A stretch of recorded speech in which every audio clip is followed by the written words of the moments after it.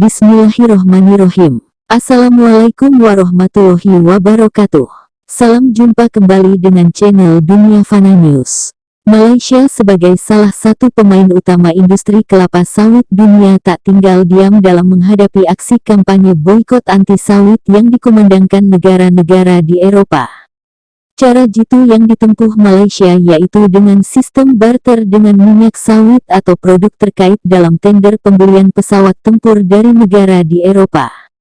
Seperti diwartakan oleh freemalaysiatoday.com, Malaysia telah mewajibkan 50% dari total biaya tender pembelian pesawat harus dibayar dalam bentuk perdagangan barter dengan menggunakan minyak sawit atau produk terkait, komoditas lain, dan barang yang diproduksi. Dalam dokumen yang dilihat FMT, tender tersebut dilakukan dengan syarat counter trade terkait pengadaan, pengiriman dan commissioning 18 unit pesawat tempur ringan dan pelatihan lanjutan LCAF-LIT, fungsi ganda dan peralatan terkait kepada Royal Malaysia Angkatan Udara RMAF. Tender yang ditandatangani pada tanggal 22 September juga mengusulkan penggunaan keseimbangan untuk transfer teknologi, pengetahuan dan keterampilan, menyediakan akses pasar global, memiliki konten lokal dan pengembangan sumber daya manusia. Sumber di industri kelapa sawit mengatakan langkah untuk membuat barter wajib dapat diartikan sebagai cara bagi negara untuk melawan lobi anti sawit yang kuat di negara-negara Uni Eropa (UE) antara lain. Dalam laporan yang diposting di situs web pertahanan Janes baru-baru ini, pembelian itu adalah bagian dari Rencana Pengembangan Kemampuan RMAF 2055, yang dikenal sebagai CAP55 Pengembangan Kemampuan 55, diluncurkan pada tahun 2018 dan membutuhkan akuisisi 36 pesawat LCAF-LIT dalam 2 fase. 18 pesawat akan dibeli mulai 2021 dan sisanya mulai 2025.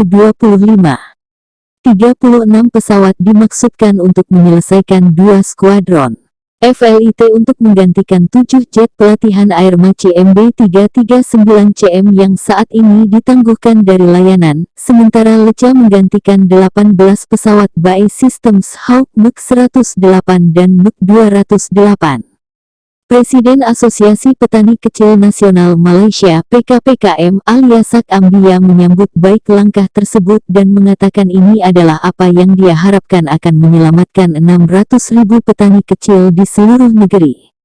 Dia mengatakan lobi anti sawit Uni Eropa yang kuat mengancam kelompok yang keluarganya bergantung pada perdagangan ini untuk kelangsungan hidup mereka, dengan jumlah total tanggungan kemungkinan akan melebihi 1,5 juta. Ketentuan ini harus dimasukkan dalam semua tender internasional lainnya, terutama dalam kemungkinan pengadaan peralatan dari UE. Dalam sebuah laporan bulan lalu, FMT mengutip Alyasak yang mendesak pemerintah untuk meningkatkan miliaran dolar dalam kontrak pertahanan dengan negara-negara Uni Eropa terhadap ekspor minyak sawit. Dia mengatakan telah ada kampanye anti minyak sawit sistematis di UE selama 10 tahun terakhir, semuanya didukung oleh anggota parlemen dan legislator mereka. Dia mengatakan Prancis dan Italia, khususnya, sedang mempercepat undang-undang yang dapat membuat minyak sawit tidak lagi diekspor ke negara itu, meskipun mereka memperoleh banyak pendapatan dari penjualan alutsista ke Malaysia. Kunci dari kampanye ini adalah penghapusan minyak sawit sebagai bagian dari campuran biofuel pada Januari tahun 2023. Ini hanya akan memungkinkan biofuel menggunakan minyak lobak dan minyak kedelai yang merupakan produk lokal mereka. Demikian info dari channel Dunia Fana News. Terima kasih atas perhatian Anda. Wassalamualaikum warahmatullahi wabarakatuh.